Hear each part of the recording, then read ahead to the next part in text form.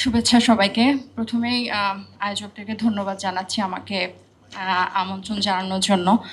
আমি এই সংলাপের ইনভাইটেশন পাওয়ার সাথে সাথে মানে আমার একদম রাজি হয়ে যায়, কারণ এই বিষয়টা নিয়ে কথা বলার একটা সুযোগও আমি হাতছাড়া করতে চাই না। আমার কাছে মনে হয়েছিল যে 12 ফেব্রুয়ারি নির্বাচনের পর যখন গণভোটটাকে নাই করে দেওয়া হলো, মানে ওটাই আমার জন্য সবচেয়ে সারপ্রাইজিং, সবচেয়ে বিস্ময়কর একটা ব্যাপার যে এটা কীভাবে হতে পারে, মানে দিনে দুপুরে ডাকাতির মতো। কিন্তু গত 10ই আগস্ট সম্ভবত, আমি যদি ভুল না করি, এই মানবাধিকার আইনের যে খসড়া 2026-এর, এটা মন্ত্রিসভায় অনুমোদন পায় এবং এটার ডিটেলস যখন আমি যত পড়ছি আমি তত মানে আমার নিজেকে বিশ্বাস হচ্ছিল না।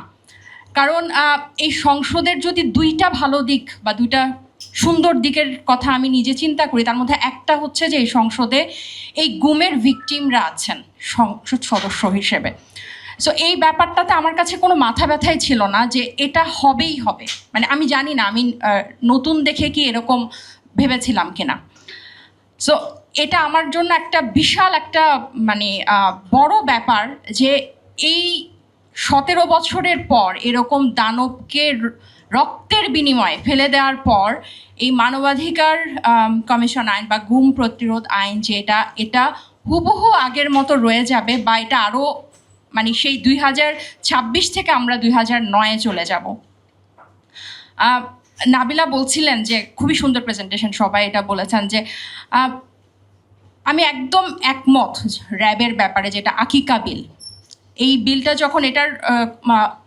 যখন এটার খসড়াটা অনুমোদন হয়, এই এসআরবি কিন্তু পুলিশের অধীনেই একটা বিশেষ ইউনিট, এবং কি আশ্চর্যকর, কি ক্ষমতার, কি জাদু!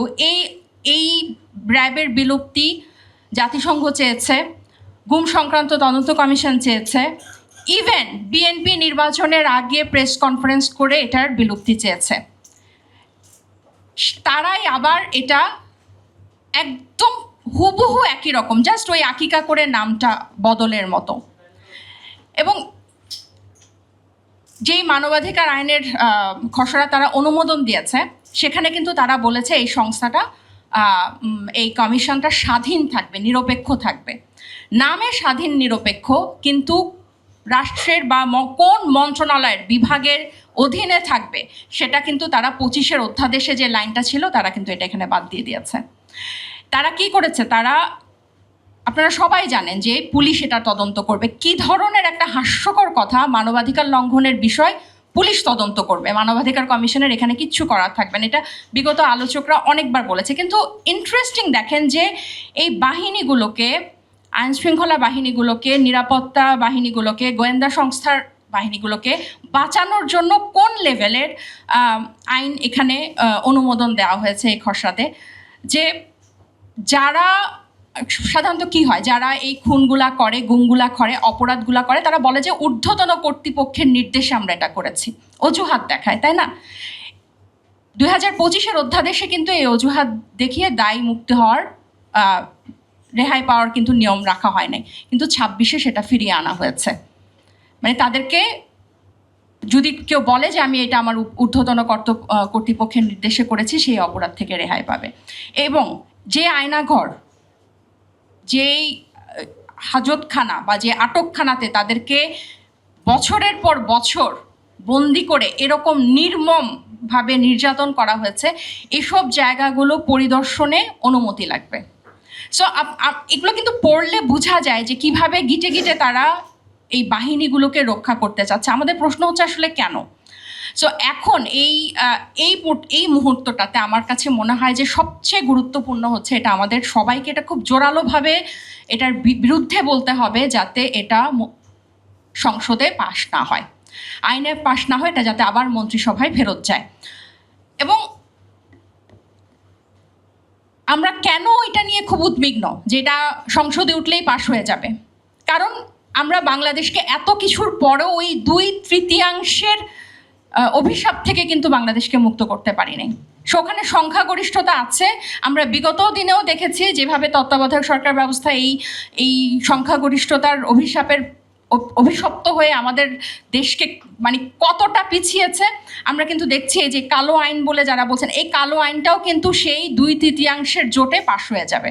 বিরোধী দল হয়তো, আমি জানি না, আমি হাফ আরো হয়ে যাবে। মানে এই যে এরকম একটা অসহায় অবস্থায় যেখানে গুমের ভিকটিমরা এখনো সেই ট্রমা থেকে বের হতে পারে না, এবং আমি তো বিশ্বাস করি যে অনেকে এই অভিযোগটাই করে না। আমি গুম তদন্ত কমিশনের নাবিলারা যখন বিভিন্ন বক্তব্য দেন, আমি সবগুলা কিন্তু ডিটেলসে শুনি বা পড়ার চেষ্টা করি।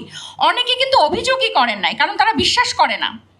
ঘুম থেকে ফেরত এসে কিন্তু আপনারা তো অনেকে সামনে এসেছে না, কিন্তু আমি যতটুকু, আমার কাছে এটা আমার বিশ্বাস যে অনেকে এটা সামনেও আসে নাই, তারা কিন্তু এটা প্রকাশও করে নাই যে আমাকে তুলে নিয়ে গিয়েছিল। ওই নির্মমতা কিন্তু তারা স্বীকারও করে নাই, বিকজ তারা এটা এই সিস্টেমেই বিশ্বাস করে না, জুডিশিয়ারিতে বিশ্বাস করে না, পুলিশকে তো একেবারেই করে না। তাহলে আমরা কিসের ভয়? যেমন প্রায় টকশোতে বিএনপির যারা প্রতিনিধি থাকে তারা বলে যে আপনারা জুলাইয়ের 36 দিন জুলাই কখনো স্বাধীনতা, জুলাই গণ অভ্যুত্থান সফল করে নাই। এটা 17 বছরের আমাদের একটা গুম নির্যাতন, আমরা অনেক কিছুর সহ্য করেছি। আমি বলে অ্যাগ্রি আপনাদের সাথে, তাহলে আপনারা কেন এটার বিরুদ্ধে? It's like we are fighting on your behalf.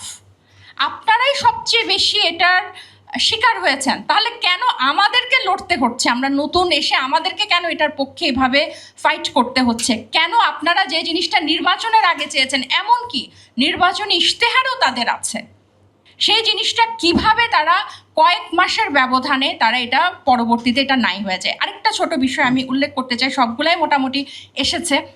যেই বাছাই কমিটি, এই কমিশনের চেয়ারম্যান বা কমিশনারদেরকে নিয়োগ যে বাছাই কমিটি 9 জনের মধ্যে যে 8 জন সরকারের পক্ষের, সেখানে কিন্তু স্বরাষ্ট্রমন্ত্রীও আছে, আইনমন্ত্রীও আছে, মন্ত্রী পরিষদ সচিব আছেন, স্পিকার তো আছেই, সভাপতি। তাহলে এরকম বড় বড় পদধারী সরকার দলীয় লোকদের রেখে কিভাবে একটা কমিশনের চেয়ারম্যান সরকারের বিপক্ষে গিয়ে বা এই বাহিনীর যদি দোষে কেউ দোষী সাব্যস্ত হয় তাদের তদন্ত করবেন? এবং ইন্টারেস্টিংলি এখানে একজন, এই বাছাই কমিটিতে বা যে 5 জন সদস্য থাকবে সেখানে একজন নারী রাখার বাধ্যতামূলক করা হয় নাই, বাছাই কমিটিতেও রাখা হয় না। একজন সংখ্যালঘু বা একজন সুবিধাবঞ্চিত যে জনগোষ্ঠী আছে সেখান থেকেও একজন প্রতিনিধিত্ব তারা রাখে নাই। সো একদম শেষে আমি যতটুকু বলতে চাই যে এই খসড়া, এই যেটা অনুমোদন পেয়েছে, এই আইন কিভাবে আমরা সংসদে ঠেকাতে পারবো সেটার ব্যাপারে আমাদের সর্বোচ্চ চেষ্টা করতে হবে। কারণ এখানে কিন্তু ডান বামের কিন্তু কোনো প্রশ্ন নাই, রাইট? এটা কিন্তু সবার আমাদের, তাই না? এখানে তো কোনো বাইনারি নাই। এটার পক্ষে দাঁড়াতে তো কোনো কিছু রাগঢাক করতে হবে না, কোনো কিছু চিন্তা করতে হবে না, আমরা সবাই কিন্তু দাঁড়াতে পারবো। সো কোনোভাবে যাতে এই আইন সংসদে পাশ না হয় সেটার জন্য আমরা কিভাবে কতভাবে ভূমিকা রাখতে পারি সেদিকে আমাদের এই নেক্সট অধিবেশনের আগে আমাদেরকে কিন্তু সেই ব্যাপারে একমত হতে হবে। ধন্যবাদ সবাইকে।